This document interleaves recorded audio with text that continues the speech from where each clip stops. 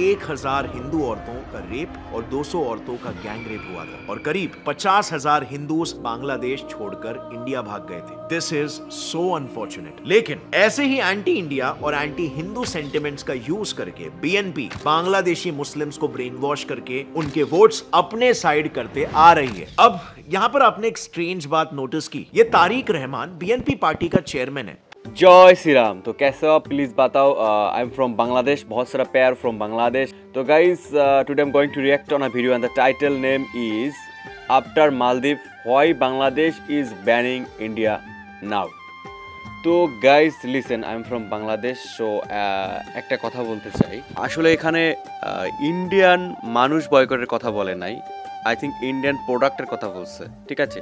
But আমি একটা কথা বলি, যদি ইন্ডিয়ান প্রোডাক্ট বয়কট করতে হয় তাহলে কিন্তু আমাদের দেশে অনেক অনেক জিনিস যেগুলোর জন্য আমাদের ইন্ডিয়ায় যেতে হয়, সেই সমস্ত কারণ, সেই সমস্ত প্রোডাক্ট, যেমন ফর এক্সাম্পল আমি উদাহরণ দিই মেডিকেল ভিসা, ট্রিটমেন্ট, মানে ভালো সুযোগ সুবিধা থাকলে তো মানুষ বাইরে যায় না, তাহলে এইটা করতে হবে আগে, ঠিক আছে।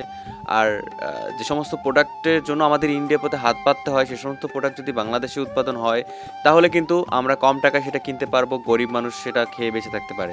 এখন যদি ইন্ডিয়ান প্রোডাক্ট বয়কট করে, হ্যাঁ, বাংলাদেশে সেই প্রোডাক্টগুলো যদি না উৎপাদন করি তাহলে কি হবে?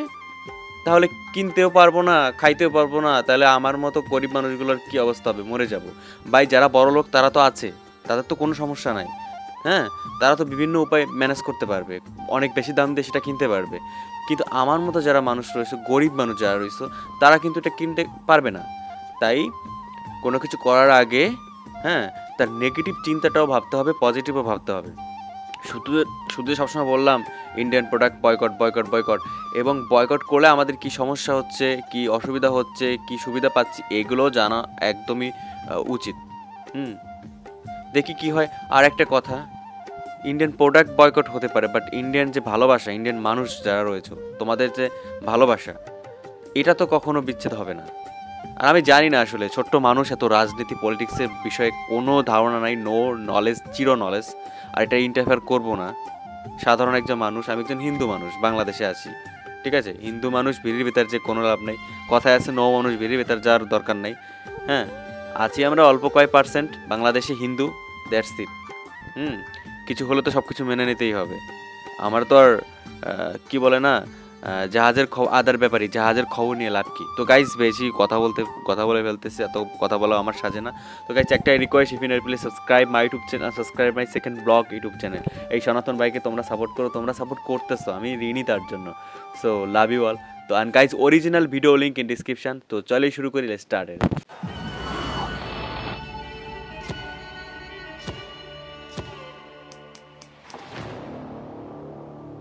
क्यों बांग्लादेश इंडिया का एक और सबसे बड़ा रीजनल एलाय अब इंडिया को बॉयकॉट कर रहा है?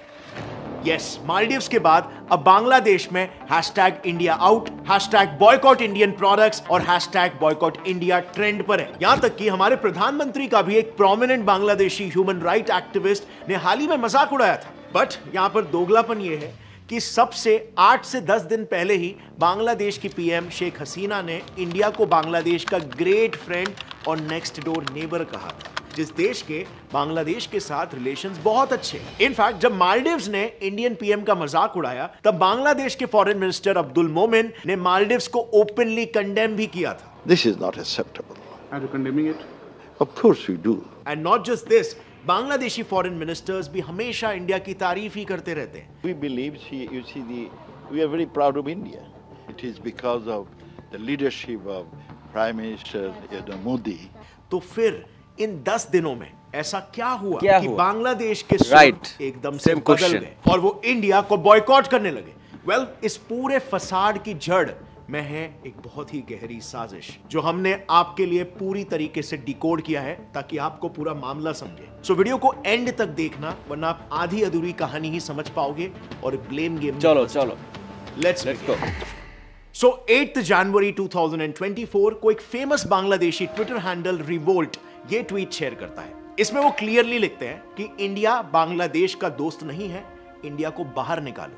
इस पोस्ट के बाद अगले कई दिनों तक ये channel anti India tweets post करते रहते हैं। बीएनपी इनफैक्ट 18 जनवरी को #बॉयकॉट इंडियन प्रोडक्ट्स कैंपेन भी यही सेम चैनल शुरू करता है। अब इस रिवोल्ट चैनल का नाम ना याद रखना, क्योंकि एंटी इंडिया कॉन्स्पिरेसी से कैसे जुड़ा हुआ है ये मैं आपको कुछ ही वक्त में बताऊंगा। अब इस रिवोल्ट चैनल के इंडिया आउट कैंपेन को शुरू करते ही कई प्रोमिनेंट बांग्लादेशीज भी सिमिलर पोस्ट करके इस कैंपेन में जुड़ने लगे, और इस ट्रेंड में बांग्लादेश के आर्मी के कर्नल से लेकर बड़े बड़े ह्यूमन राइट एक्टिविस्ट तक शामिल हो गए। और फिर कुछ ही दिनों में इन प्रोमिनेंट फेसेस को इस कैंपेन में जुड़ता हुआ देख आम बांग्लादेशीज भी इन्फ्लुएंस हो गए और वो इंडिया आउट के ट्वीट्स करने लग गए, और इवेंचुअली बांग्लादेश में मालदीव्स की ही तरह ये ट्रेंड करने लग गया। लेकिन जैसे मैंने शुरू में भी कहा था कि कंफ्यूजिंग बात तो यह है कि कुछ ही 8 से 10 दिन पहले उनके पीएम ने इंडिया को ग्रेट फ्रेंड बताया था। Well, you know, India is a great friend of Bangladesh, so India Always. consider our next door neighbor. और उनके फॉरेन मिनिस्टर ने भी इंडिया के सपोर्ट में मालदीव्स को कंडेम किया था। Honorable Prime Minister of India, this is not acceptable.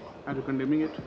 Of course we do. सो फिर अचानक से ये दोगलापन कहां से आ गया? वेल, इसके लिए समझते हैं कि इंडिया आउट कैंपेन आखिर शुरू कहां से और क्यों हुआ। क्योंकि 8 जनवरी 2024 को शेख हसीना जी 4th टर्म के लिए बांग्लादेश की पीएम बनी थी, जिसके बाद ऑपोजिशन पार्टी ने उन पर यह आरोप लगाया कि उन्होंने इंडिया की मदद से इलेक्शन को रिग किया, यानी कि उन्होंने इंडिया की मदद लेकर इलेक्शन में घोटाले किए और इस वजह से वो पीएम बनी। इसी का विद्रोह करने के लिए फिर बांग्लादेश की opposition party Bangladeshi nationalist party ने #इंडिया आउट कैंपेन चालू कर दिया। नेशनल इसके पार्टी बाद एक न्यूज रिपोर्ट के अनुसार पिनाकी भट्टाचार्य, जो बांग्लादेश के ह्यूमन राइट एक्टिविस्ट और सबसे इंपॉर्टेंटली बीएनपी के सबसे बड़े सपोर्टर है, उन्होंने ट्विटर पर इसी बॉयकॉट इंडिया ट्रेंड को और भी ज्यादा वायरल कर दिया। अब फ्रेंड्स, कहानी यहाँ पर खत्म नहीं हुई। I don't like him, यहाँ से तो seriously, I don't शुरुआत like him, है। पिनाकी इस भट्टाचार्य। कैंपेन मुसलमान के हो गए, पीछे हिंदू थे। हाथ है कुछ बहुत ही पावरफुल एंटी इंडिया फोर्सेस का। बाय द वे, क्या आपको पता है ये कैंपेन बांग्लादेश से नहीं बल्कि लंदन से ऑपरेट किया जा रहा था, और इसे ऑपोजिशन पार्टी बीएनपी के चेयरमैन तारिक रहमान चला रहे थे। यूरेशियन टाइम्स के इन्वेस्टिगेशन रिपोर्ट के हिसाब से जैसे ही 8 जनवरी 2024 को शेख हसीना बांग्लादेश के इलेक्शन को जीती, तारिक ने अपने पार्टी मेंबर्स को यह ऑर्डर दिया कि वो बिल्कुल मालदीव्स जैसे ही इंडिया आउट कैंपेन को शुरू करें। अब तारिक के इस ऑर्डर को देते ही तुरंत बीएनपी साइबर विंग एक्टिव हो गई और उन्होंने एंटी इंडिया ट्वीट्स पब्लिश करना शुरू कर दिया। अब याद है, मैंने शुरू में बताया था रिवोल्ट, इस पेज को याद रखना। सो इसी पेज की बात करें तो रशियन न्यूज स्पुतनिक के हिसाब से रिवोल्ट नाम का ये ट्विटर हैंडल कोई और नहीं बल्कि एनडीपी का माउथपीस ही है, और इसी न्यूज रिपोर्ट के मुताबिक तारिक के ऑर्डर्स पर ही इसी पेज ने India out boycott India trend की शुरुआत की। अब क्या आप जानते हो तारिक इंडिया को इतना हेट क्यों करते हैं? वेल, इसका जवाब उनके फैमिली लिनिएज में छुपा हुआ है। तारिक मेजर जनरल जियाउर रहमान का बेटा है, जो पाकिस्तानी आर्मी में टॉप पोजीशन पर थे और बांग्लादेश के पहले मिलिट्री डिक्टेटर भी। इनफैक्ट उन्होंने 1965 में इंडिया के खिलाफ वॉर भी लड़ा था, जिसके लिए उनको पाकिस्तान गवर्नमेंट ने मेडल देकर ऑनर भी किया था, और इसीलिए उनके दिल में इंडिया के लिए हेट शुरू से ही है। सो 1978 में जियाउर ने ही बांग्लादेशी नेशनलिस्ट पार्टी बीएनपी बनाई थी, एंड यू नो व्हाट, इस पार्टी की हिस्ट्री रही है। इस पार्टी ने हमेशा पावर में आने के लिए ऑपोजिशन पार्टी वालों का मर्डर किया है। दरअसल 1975 में खुद बांग्लादेशी न्यूज रिपोर्ट के हिसाब से जियाउर रहमान ने फादर ऑफ बांग्लादेश शेख मुजीबुर रहमान का मर्डर किया था, और उनका मर्डर करने के बाद जियाउर बांग्लादेश के मिलिट्री डिक्टेटर बने। नाउ क्योंकि जियाउर इंडिया से काफी ज्यादा हेट करते थे और शेख मुजीबुर इंडिया को अपना सबसे बड़ा एलाय मानते थे, इसीलिए जियाउर ने पावर में आते ही एंटी इंडिया नैरेटिव फैलाना शुरू किया और लोगों में इस्लामिक रैडिकल माइंडसेट डालना शुरू किया। इस रैडिकलाइजेशन के लिए सबसे पहले उन्होंने कॉन्स्टिट्यूशन को अमेंड किया, और जहां पहले बांग्लादेशी सिटीजन्स को बंगाली बोलते थे, उसे अमेंड यानी चेंज करके उन्होंने बांग्लादेशी टर्म इंट्रोड्यूस किया, और उन्हीं के टेन्योर में जो बांग्लादेश एक सेक्युलर देश हुआ करता था वो इस्लामिक रिपब्लिक बन गया। और इसके बाद एज यू कैन इमेजिन इनके टर्म में बांग्लादेशी हिंदूज को वहां पर खूब सप्रेस किया गया। And now now you'll be shocked to know कि अभी तक बीएनपी पार्टी 3 बार पावर में आई है, 1991, 1996 और 2001, बट इन तीनों इलेक्शंस में एक कॉमन पैटर्न है। इलेक्शन से एक साल पहले बीएनपी हमेशा से बांग्लादेश में एक एंटी हिंदू प्रोटेस्ट करवाती है और ऐसा ही करके उन्होंने 3 बार इलेक्शंस जीते भी है, जिनमें से 2001 का एंटी हिंदू मैसेकर काफी दिल दहला देने वाला था। संडे गार्जियन की रिपोर्ट के मुताबिक 2001 में बीएनपी के लीडर जियाउर रहमान की वाइफ खालिदा बेगम और उनके बीएनपी पार्टी वर्कर्स ने 150 दिन का कंटिन्यूअस हिंदू मैसेकर करवाया था और जब इस मैसेकर के इंक्वायरी कमीशन ने रिपोर्ट पब्लिश की, उसमें पता चला कि उन 150 दिनों में in total 18,000 anti Hindu incidents हुए थे, जिसमें अनफॉर्चुनेटली 1,000 हिंदू औरतों का रेप और 200 औरतों का गैंग रेप हुआ था और करीब 50,000 हिंदूज बांग्लादेश छोड़कर इंडिया भाग गए थे। This is so unfortunate. लेकिन ऐसे ही एंटी इंडिया और एंटी हिंदू सेंटिमेंट्स का यूज करके बीएनपी बांग्लादेशी मुस्लिम्स को ब्रेन वॉश करके उनके वोट्स अपने साइड करते आ रही है। अब यहां पर आपने एक स्ट्रेंज बात नोटिस की, ये तारिक रहमान बीएनपी पार्टी का चेयरमैन है, फिर भी वो लंदन में रहता है और वहीं से पार्टी को संभालता भी है। क्या आपके दिमाग में ये सवाल आया कि ऐसा क्यों? वेल, इसके पीछे ना कुछ काफी कंसर्निंग रीजंस है। जैसे मैंने बताया, बीएनपी पार्टी लास्ट इलेक्शन 2001 में जीती थी और उसके बाद से शेख हसीना जी वहां पर इलेक्शंस जीतते आ रही है। ऐसा इसीलिए क्योंकि शेख हसीना जी ने जब से बांग्लादेश की पॉलिटिक्स में एंट्री ली है, तब से वो बांग्लादेश को पाकिस्तान की तरह रेडिकलाइजेशन के बजाय डेवलपमेंट के रास्ते पर लेके जा रही है और इससे बांग्लादेशी इकोनॉमी में क्लियर इंप्रूवमेंट्स भी दिख रहे हैं और शेख हसीना जी के इसी अप्रोच की वजह से बीएनपी की पॉपुलैरिटी कम होने लगी थी। इस गिरती पॉपुलैरिटी को देखते हुए 2004 में तारिक ने हसीना जी पर एक असैसिनेशन अटैक प्लान किया। हुआ कुछ यूं, 21 अगस्त 2004 में शेख हसीना जी बांग्लादेश के एक सिटी में एंटी टेररिज्म को लेकर स्पीच दे रही थी। तभी तारिक और उसके 19 साथियों ने हसीना पर कई हैंड ग्रेनेड्स फेंके। इस अटैक में हसीना जी इंज्योर हो गई और उन्हें पार्शियल हियरिंग लॉस हो गया, पर वो इस अटैक से जैसे तैसे करके बच गई। लेकिन अनफॉर्चुनेटली इसमें उनके पार्टी के 24 लोग मारे गए और लगभग 500 लोग बुरी तरह से घायल हो गए। इस टेररिस्ट अटैक के लिए ढाका कोर्ट ने यह वर्डिक्ट दिया कि तारिक ने हरकत उल जिहाद अल इस्लामी इस टेररिस्ट ऑर्गेनाइजेशन के साथ मिलकर यह पूरा टेररिस्ट अटैक प्लान किया था और तारिक ही इस अटैक का मास्टरमाइंड था और इस क्राइम के लिए कोर्ट ने तारिक को लाइफ इम्प्रिजनमेंट की भी सजा सुनाई। ये सजा डिक्लेयर होते ही तारिक लंदन भाग गया। इनफैक्ट इसी टेररिस्ट अटैक के बाद यूएस कोर्ट ने बांग्लादेश नेशनलिस्ट पार्टी को टेररिस्ट ऑर्गेनाइजेशन डिक्लेयर कर दी, लेकिन तब से लेकर आज तक तारिक लंदन से पार्टी को संभाल रहा है। और अब रिसेंटली हो रहे एंटी इंडिया प्रोटेस्ट और बांग्लादेश जनरल इलेक्शंस में इंडिया के इन्वॉल्व होने के एलिगेशंस भी इसी स्ट्रैटेजी का हिस्सा है। But you know what, it doesn't stop over there. Bangladeshi news media के रिपोर्ट्स के अनुसार तारिक तो सिर्फ फेस है। इस पूरे एंटी इंडिया नैरेटिव फैलाने की साजिश और भी गहराई तक जाती है। इस एंटी इंडिया कैंपेन के पीछे at the very root Pakistan का भी इन्वॉल्वमेंट है, जो बांग्लादेश को वापस से ईस्ट पाकिस्तान बनाना चाहता है। Renowned Bangladeshi news agency Daily Sun के रिपोर्ट के मुताबिक Tariq Pakistani secret agency ISI के प्रिस्क्रिप्शन पर बीएनपी पार्टी चला रहा है। इस रिपोर्ट के मुताबिक जब भी तारिक को कोई भी पॉलिटिकल या पार्टी रिलेटेड डिसीजंस लेना होता है तो वो आईएसआई को कॉल करके उनसे सलाह मशवरा करके ही डिसीजन लेता है। इसका प्रूफ देते हुए डेली सन ने बताया कि 2019 बांग्लादेश इलेक्शन में बीएनपी पार्टी ने सीधे सीधे आईएसआई प्रेफर्ड 300 कैंडिडेट्स को ही इलेक्शन के टिकट्स दिए थे। Can you believe this? Directly ISI उनके कैंडिडेट्स चुनती है।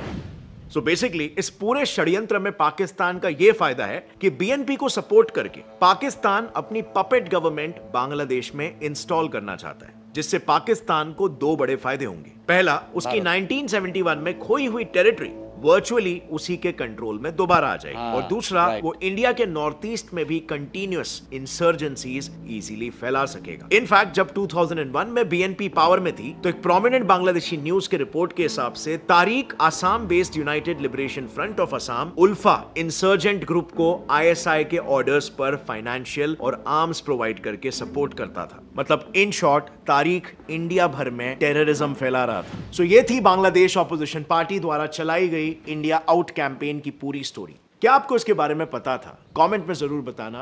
बेसिकली इस वीडियो से मुझे ये मैसेज कम्युनिकेट करना था कि इससे हम साफ समझ सकते हैं कि हमारे नेबरहुड कंट्रीज़ में फ्रेंडली सरकार होना हमारे देश की नेशनल सिक्योरिटी के लिए कितना इंपॉर्टेंट है। And my personal opinion is, हमारे नेशनल सिक्योरिटी के लिए हमें उन देशों की इलेक्शन प्रोसीजर में अगर इन्वॉल्व भी होना पड़े तब भी इसमें कोई गलत बात नहीं है।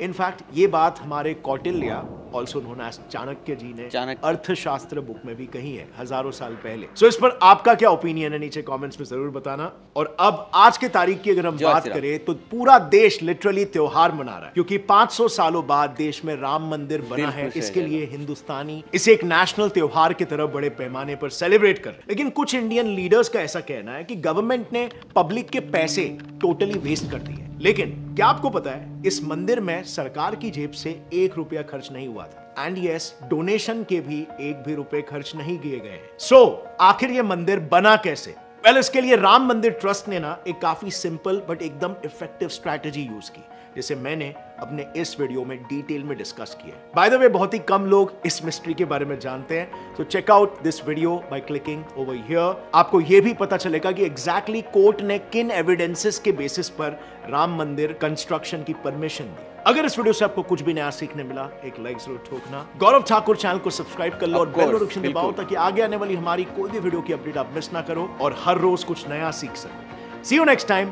तब तक के लिए as always stay curious and keep learning. Jai Hind. Jai Hind. So guys, I am so sorry, আমি একটু বেশি ইমোশনাল হয়ে গেছিলাম, আই ডোন্ট নো হোয়াই। তো গাইস, এই ছিল ভিডিও। আর হচ্ছে পিনাকি ভট্টাচার্যর কথা বললো, আর তেনারে আমি পছন্দ করি না পার্সোনালি। তার কথাবার্তা, বাচনভঙ্গি, একজন অনেক জ্ঞানী মানুষ, তিনি অনেক এডুকেটেড, বাট তার কথার বচন ভঙ্গি আমার পছন্দ হয় না। I don't like Pinaki Bhattacharya, ঠিক আছে? তাকে আমি ফলো করি অনেক আগে থেকেই, যখন তার 30K সাবস্ক্রাইবার ছিল তখন থেকেই, একদম প্রথম থেকে। কিন্তু তাকে আমি পরবর্তীতে ভালো লাগে না। হ্যাঁ, এছাড়া তিনি তার, যাই হোক, বাদ দিই, তার পার্সোনাল বিষয় নিয়ে আর কোনো ইন্টারফেয়ার করবো না। তবে যে নিউজটা ভাইরাল হয়েছে, যে হচ্ছে হ্যাশট্যাগ ইন্ডিয়া বয়কট, এটা হচ্ছে বিএনপির কোনো একটা পেজ থেকে এটা আসলে এই হয়েছে। আর এদিকে পাকিস্তানের লাভ হবে। যদি এইটা হয়, যদি বাংলাদেশে বিএনপি আসে ফর এক্সাম্পল, তাহলে আমি আর ইলেকশন নিয়ে কোনো কথা বলতে চাই না। সাধারণ একটা ছেলে আমি, নবমানুষ, বিড়ির ভেতর যে একদম লাভ নাই, ঠিক আছে? ভালো আছি, ভালো থাকি। আর আমাকেও তোমরা কি সমস্ত ভিডিওতে সাজেস্ট করো, তুমি রাজনীতি নিয়ে সাজেস্ট করো তোমরা সবাই আমাকে। আসি কোনো মতে 3% যদি ঝামেলা তৈরি করে, বুঝি না কিটা। আচ্ছা, যাই হোক, কেমন ছিল ভিডিও অবশ্যই কমেন্ট করে জানাও। আর নতুন হলে প্লিজ চ্যানেলটা সাবস্ক্রাইব করো। আমার সেকেন্ড ব্লগে এই সনাতন ভাইকে তোমরা একটু সাপোর্ট করো। তো দেখা হচ্ছে নতুন কোনো ভিডিওতে। সো নমস্কার, নমস্তে, আসসালামু আলাইকুম আর নবুদ্দাহ। সো ভালো থাকো সবাই। জয় শ্রীরাম।